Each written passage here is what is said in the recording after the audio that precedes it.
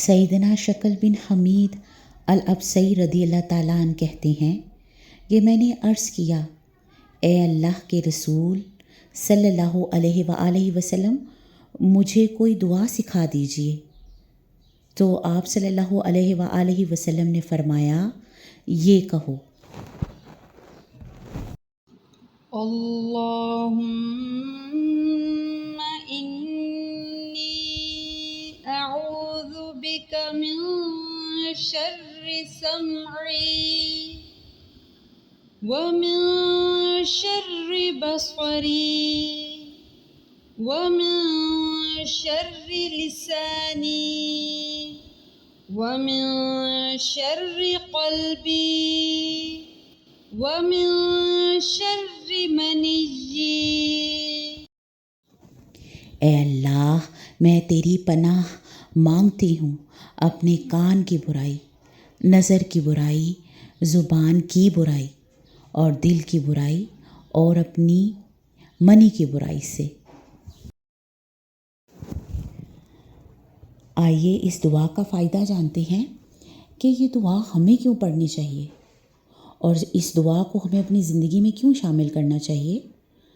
یہ دعا بہت ضروری ہے۔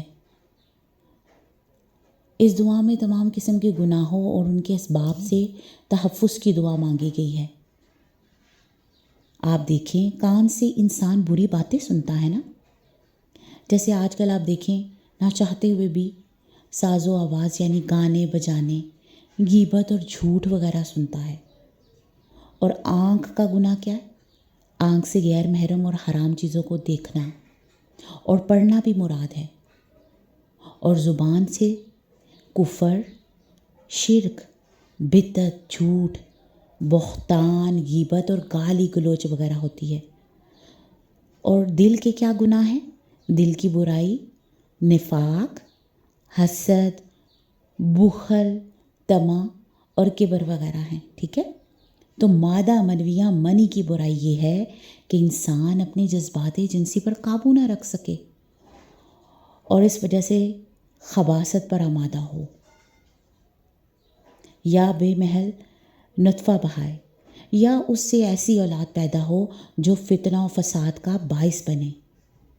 عموماً خواتین یہ پوچھتی ہیں کہ بہت سی ایسی مریض ہیں جن کو بہت سے عورتوں کے مسائل ہوتے ہیں، تو وہ مختلف بیماریوں میں مبتلا ہوتی ہیں، تو وہ یہ دعا اس کے لیے بھی پڑھ سکتی ہیں۔